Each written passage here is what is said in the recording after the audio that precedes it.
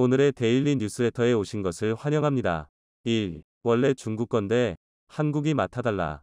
2. 바이든, 삼성 인수합병 절대 용납 못한다.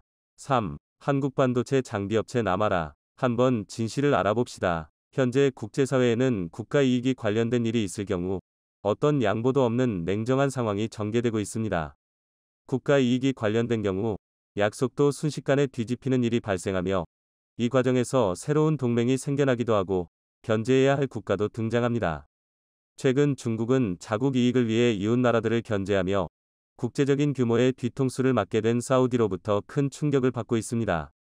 더구나 사우디가 중국과의 관계를 끊고 대신 한국과 손을 잡았다는 소식이 나오면서 중국 외교부는 당황한 상황입니다.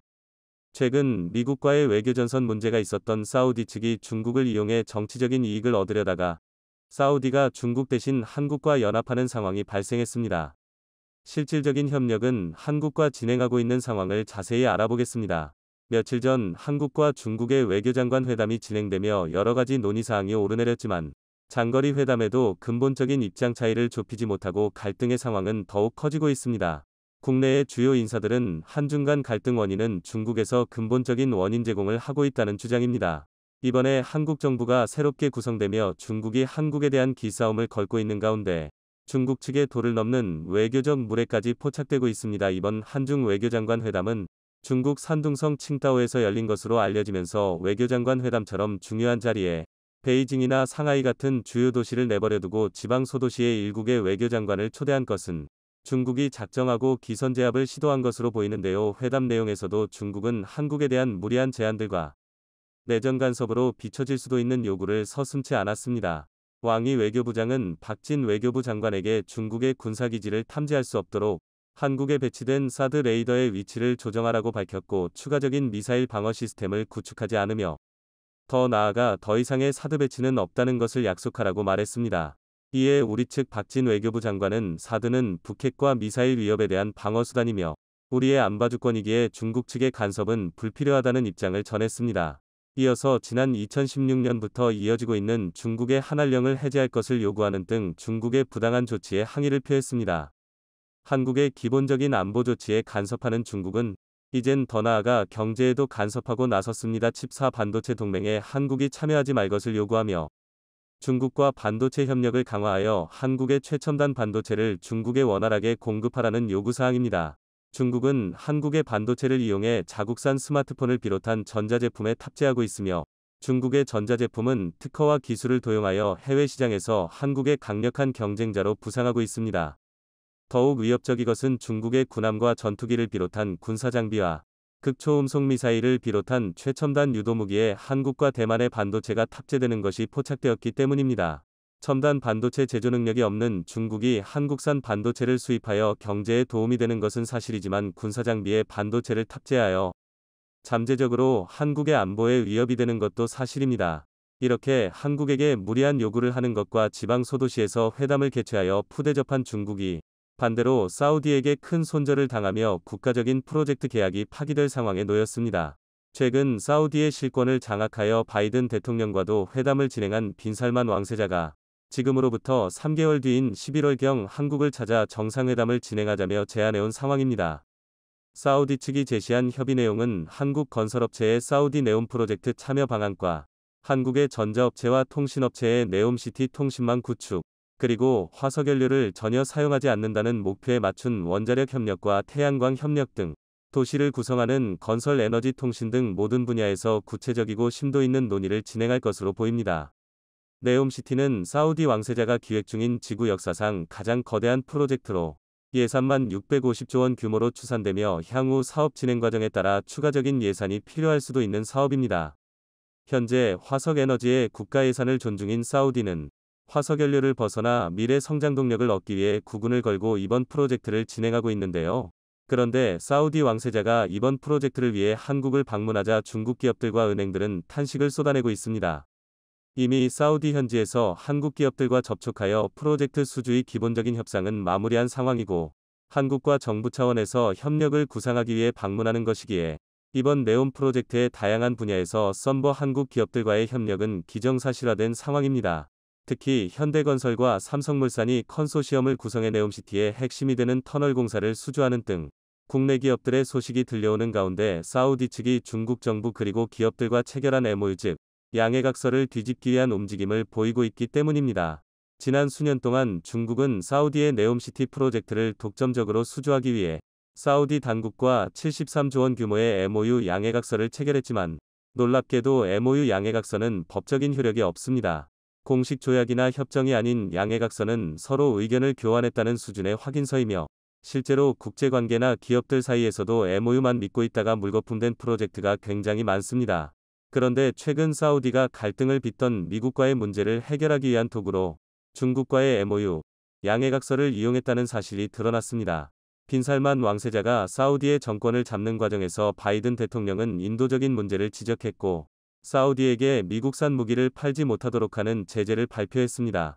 사우디는 그동안 중동 국가임에도 미국과 끈끈한 동맹관계를 맺고 있었는데 미국은 국제유가 안정을 위해 사우디와 협력했고 사우디는 중동 지역의 패권 장악과 최대 경쟁국인 이란을 저지하기 위해 미국과 협력했습니다.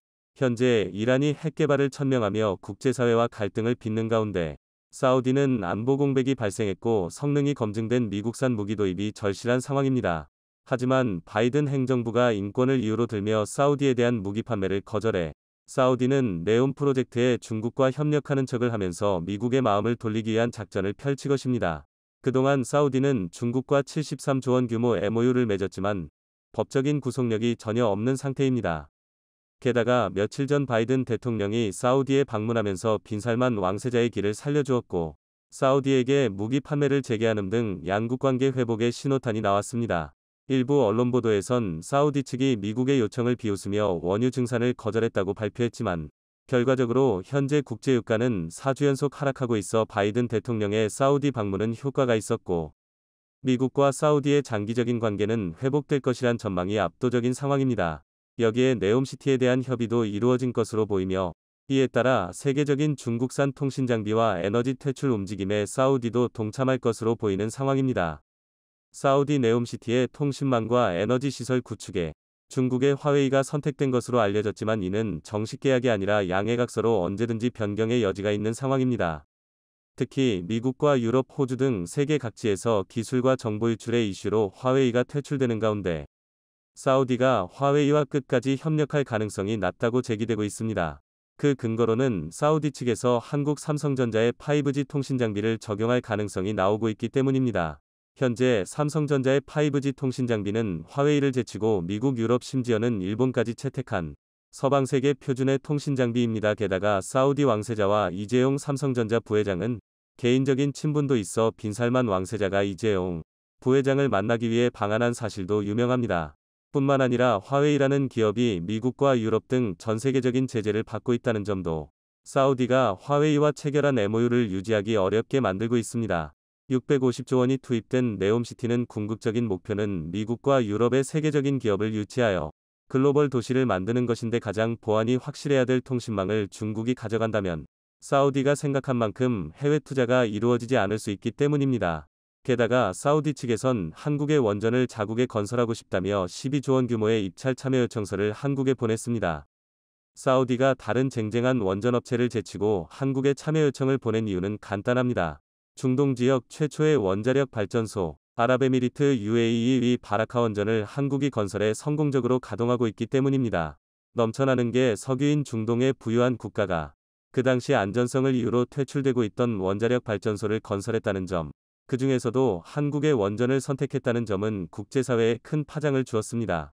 가장 안전하며 신뢰도가 높고 발전율도 뛰어나 앞으로 다가올 미래의 석유가 없어도 안정적인 에너지 공급이 가능하기 때문입니다. 사우디 입장에선 옆나라 UAE가 도입한 원전이 척박한 사막 환경에서도 무리 없이 가동되는 걸 보면 한국의 기술을 신뢰할 수밖에 없었을 것으로 보입니다. 게다가 사우디는 한국의 건설업체에 대한 무한한 신뢰를 보내고 있습니다. 한국이 개발도상국이던 시절인 1970년대에 아무런 자본도 경험도 없었던 한국의 건설사들이 대거 중동으로 진출하여 피땀 흘린 노력으로 걸작을 만들었고 누가 그 위대한 유산들은 척박한 사막 위에 지금도 우뚝 서 있습니다. 이 당시 중동에서 개발도상국 한국의 가능성을 알아봤고 국가 단위의 프로젝트를 맡기면서 신뢰를 확인했습니다. 이미 한국과 중동의 신뢰관계는 수십 년 전부터 구축되어 있는 상태로 이 당시 중동에서 수주한 자금으로 한국이 발전하는 데 긍정적인 영향을 준 것도 사실입니다. 현재도 네옴시티의 가장 핵심이 되는 터널 공사를 한국의 현대건설과 삼성물산에게 맡긴 것도 한국 건설사의 능력을 알고 있기도 하지만 수십 년간 쌓아올린 신뢰가 있기 때문이기도 합니다.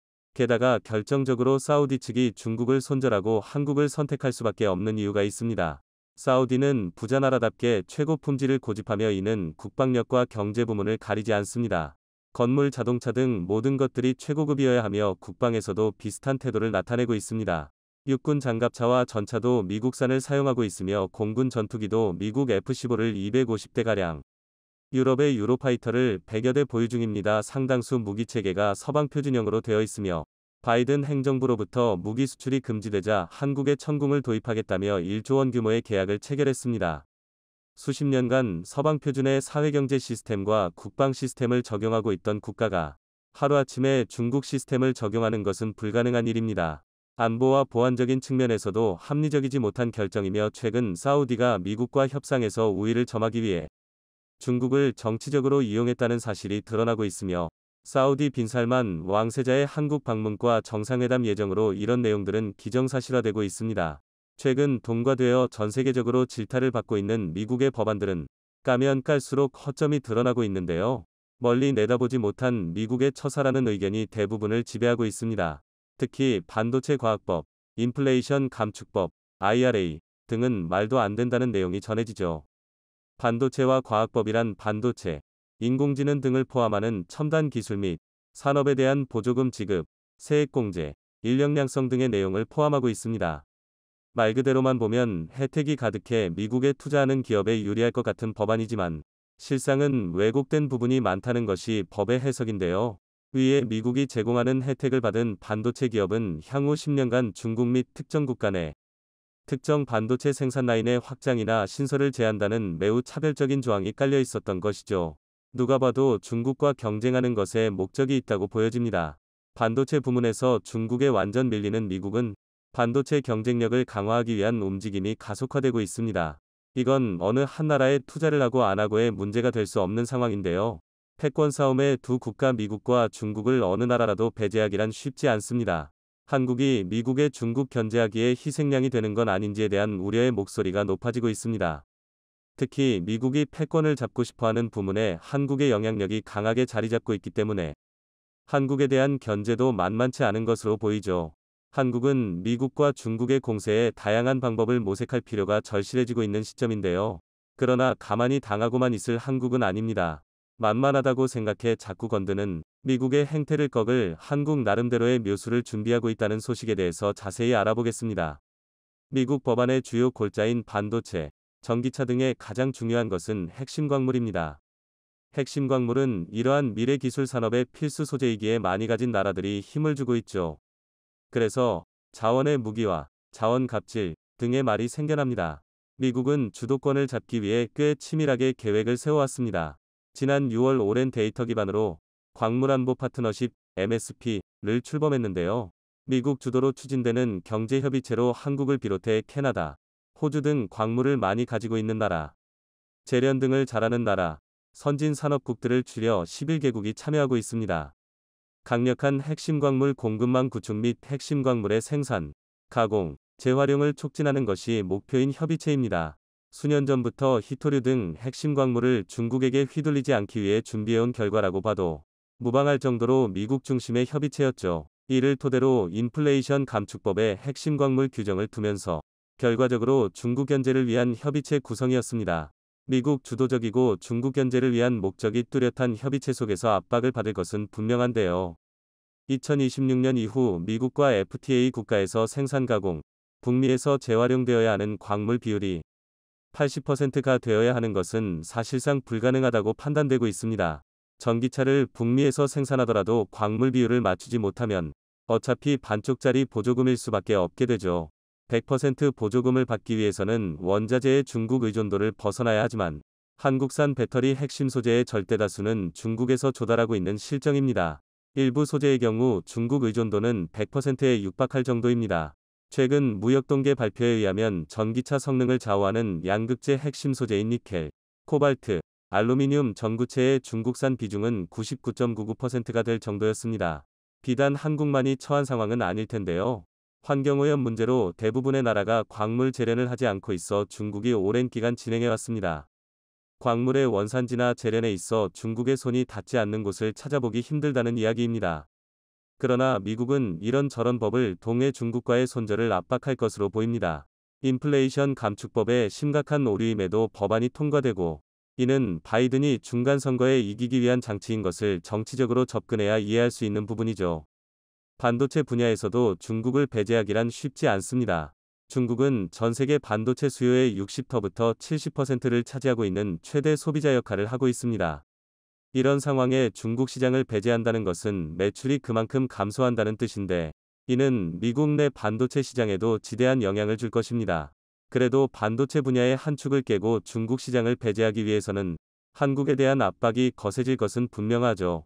전기차와 반도체 분문에서 한국에 대한 압박이 거세지는 시점에서 한국의 행보는 그 어느 때보다 중요해졌습니다. 한국 반도체의 대표적인 기업인 삼성은 이에 맞서 최근 행보를 달리하고 있는 모습인데요.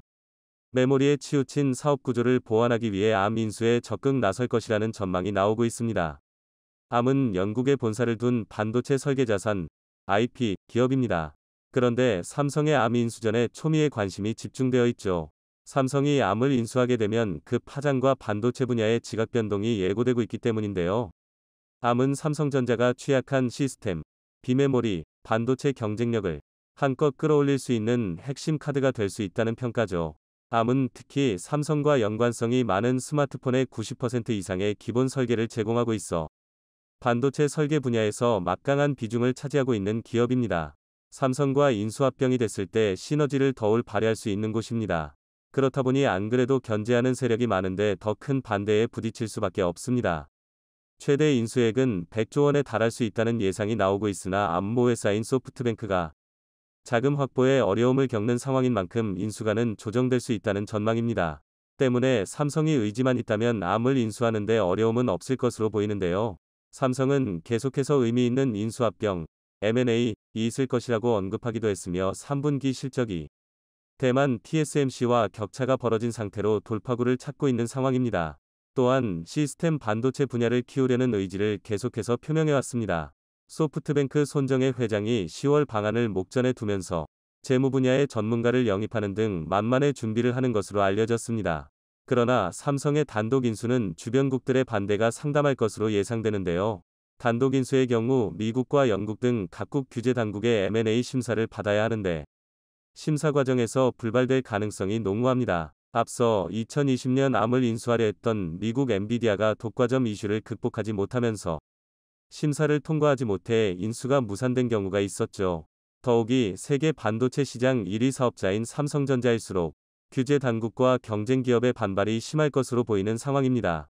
반도체 부문의 패권을 차지하고자 법안 및 각종 규제를 마련하고 있는 미국의 반대는 더욱 심해질 것이 유력하기에 이에 대응할 수 있는 전략을 세워야 할 텐데요. 미국은 누구보다 삼성의 힘이 커지는 것을 견제하고 있습니다. 암과 주로 상대하는 미국 기업의 회사의 정보가 삼성에 들어가는 것과 마찬가지이며 삼성과 경쟁 관계에 있는 애플도 암에서 설계받고 있기 때문입니다. 이처럼 미국 반대에 부딪혀 암 인수는 난항을 보일 것이 불보듯 뻔하죠. 가장 적절한 대안은 단독 인수가 어려울 경우 SK 하이닉스, 인텔 럴컴과의 컨소시엄 형태로 인수를 추진하는 것입니다. 삼성전자가 단독 인수에 올라 고성능 시스템 반도체 기술 확보에 유리해지면 애플과 퀄컴, 미디어텍 등 경쟁사들이 강력하게 반발해 문제를 제기할 가능성이 매우 큰데요. 그 대안으로 삼성전자가 소프트뱅크에서 암 지분을 소규모로 인수해 협력 관계를 재확인하고 소프트뱅크의 자금 확보를 돕는 것으로 삼고 있습니다. 또한 삼성전자가 SK 하이닉스, 인텔, 퀄컴 등 글로벌 대형 반도체 기업과 함께 컨소시엄을 구성하고 암 공동 인수에 나설 가능성도 거론되고 있습니다. 미국은 반도체, 전기차 부문에서 패권을 차지하기 위해 동맹 관계의 국가들을 압박하고 있는 모습인데요. 결국 자신의 중간 선거에서의 지지율 회복 등의 이익을 위해서는 이미 동맹 관계는 없어 보입니다. 소프트뱅크 손정혜 회장은 삼성 이재용 부회장과의 만남에 앞서 전략적 협력 방안을 논의할 것이다 라며 의지에 부풀어 있는데요. 적절한 합의책을 찾아 미국에 한국이 결코 쉬운 상대가 아님을 각인시켜야 할 때입니다. 영상을 끝까지 시청해주셔서 감사합니다. 미국이 반도체 장비의 중국 수출 규제 품목을 17개에서 2배로 늘리는 방안을 추진하고 있다고 알려지며 중국의 반발이 커지고 있습니다. 해외 매체들은 미국 정부가 미국 기업들의 이런 계획을 브리핑했고 이르면 다음 달 새로운 수출 통제를 발표할 것이라고 전했습니다. 미국이 새로 추진하는 수출 통제는 반도체 강국인 네덜란드나 일본 정부와 조율할 계획인데 두 나라가 수출 통제에 동참하면 장비 수가 2배로 늘어날 전망입니다. 미국에는 어플라이드 머티어리얼즈와 KLA, 램리서치 같은 세계의 주요 반도체 장비 생산 기업이 있는데 일본의 도쿄 일렉트론이나 네덜란드의 아엄 장비가 없으면 첨단 반도체 생산이 불가능합니다. 미국 정부는 이미 지난해 10월 첨단 반도체 생산 장비 중국 수출을 사실상 금지하는 규정을 발표한 바 있습니다. 해외 매체들은 반도체 장비 기업들이 이미 중국 사업에 어려움을 겪고 있는데 미국이 수출 통제를 더 강화하면 더욱 난관에 부닥칠 수밖에 없다고 전망했습니다. 미국의 대중국 반도체 수출 통제가 좀 더 엄격해질 경우 삼성전자와 SK 하이닉스 같은 한국 반도체 업체에도 영향을 미칠 수 있어 그 결과가 주목됩니다. 미국 정부가 지난주 미국 업체들이 중국 반도체 기업들의 첨단 반도체 제조 장비를 팔려면 상무부의 사전 허가를 얻도록 하는 내용이 수출 통제 조처를 내렸습니다. 중국에 진출한 다국적 기업에 대한 수출은 건별로 심사를 받게 됐습니다. 이런 조처로 중국에 생산 공장을 두고 있는 삼성전자 SK 하이닉스에 중국 내 투자가 막히는 것 아니냐는 우려가 나오는데 미국 정부가 우리 기업들에 대한 조처를 1년 유예하기로 했습니다. 언뜻 배려한 것처럼 보이는데요. 그러나 실상은 달라진 게 없고 불확실성만 더 커졌습니다. 미국 상무부가 발표한 대중국 반도체 수출 제한 조처는 D램의 경우 18나노 공정 낸드 플래시의 경우 128단을 기준으로 이보다 앞선 공정을 위한 장비를 중국에 수출하지 못하게 하는 내용입니다. 한국 기업의 경우 건별로 심사해 허가를 받으면 중국 공장에 첨단 장비를 들여올 수 있지만 심사에 시간이 걸리고 심사 과정에서 영업비밀 유출 우려를 배제할 수 없었습니다.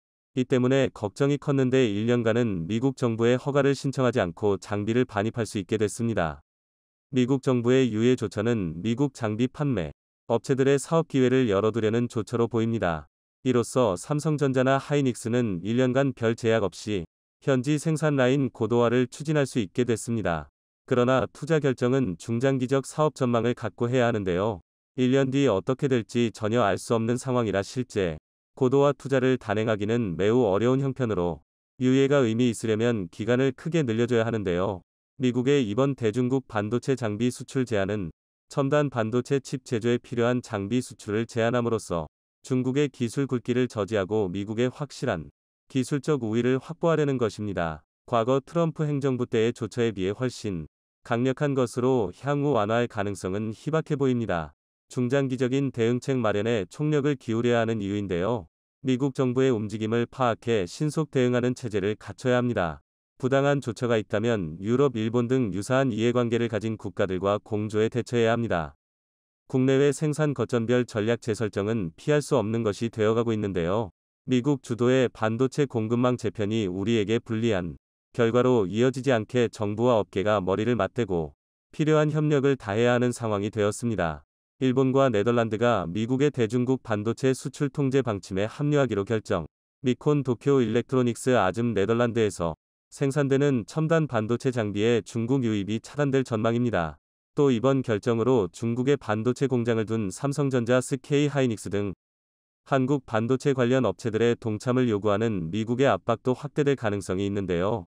해외 매체는 소식통을 인용해 미국, 일본, 네덜란드 3국이 전날 워싱턴 DC에서 열린 제이트 설리번 미 국가안보보좌관 주재 고위급 협상에서 일본과 네덜란드가 미국의 대중 수출 통제 방침에 합류하기로 합의했다고 보도했습니다.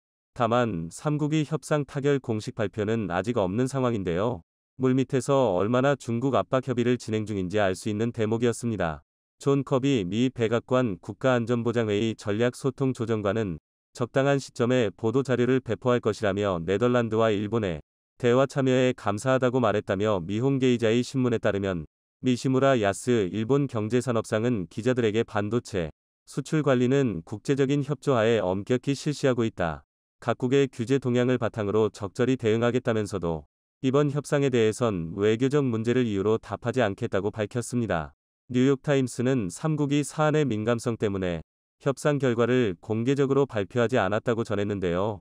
바이든 미국 행정부는 대중 반도체 수출 통제 방침을 발표한 뒤 규제 효과 극대화를 위해 글로벌 5대 첨단 반도체 장비 수출업체를 보유한 일본과 네덜란드에도 동참을 촉구했었습니다. 니케이는 두 나라 업체 제품에는 미국 기술에 의지하지 않는 것들이 있어 규제에 동참하지 않으면 통제 효과가 제한적이라고 지적했습니다.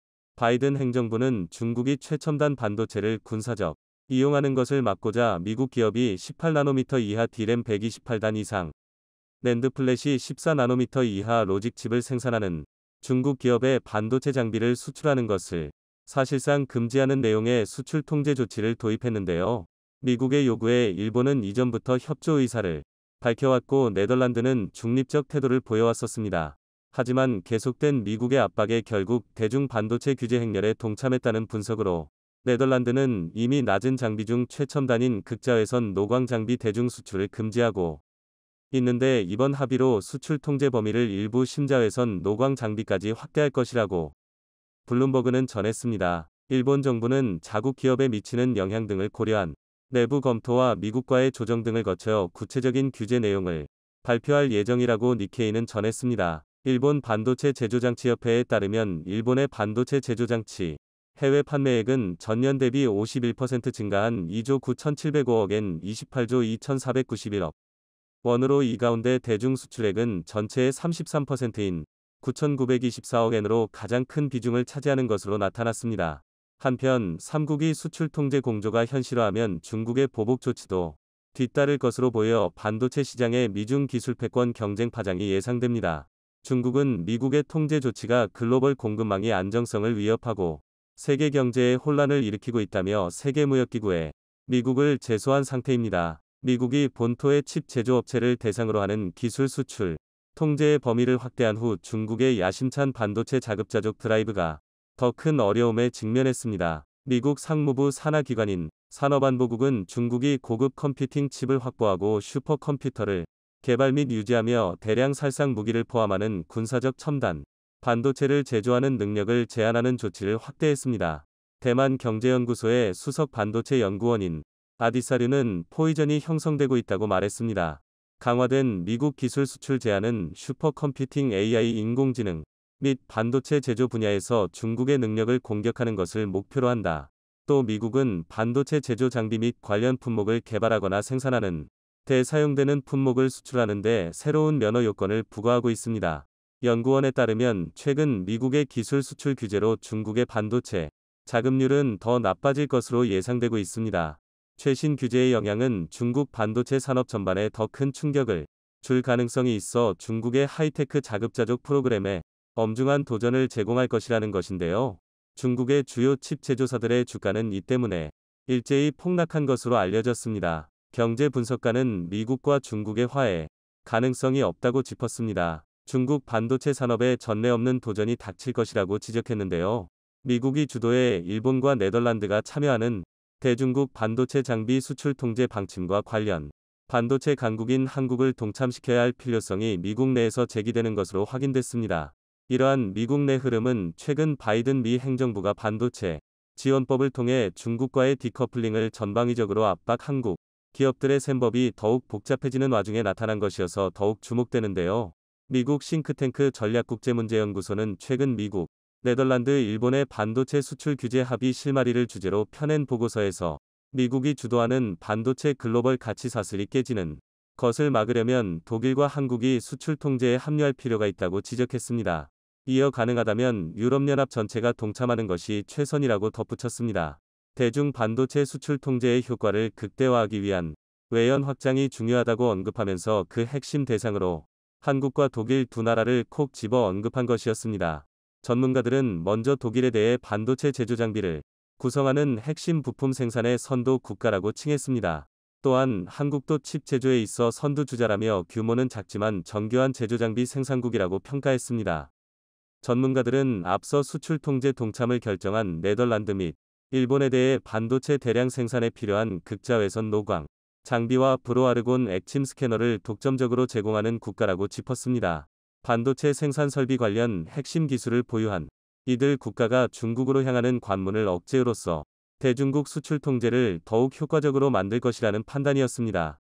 전문가들은 현재 중국 내 생산 설비로는 기술적으로 노후화한 공정 노드에서 반도체를 생산할 수밖에 없다며 액침 브로아르곤 장비 수출을 제한하는 것이 바로 인공지능과 반도체의 미래 기술에 대한 중국의 접근을 차단하는 것이라고 설명했습니다.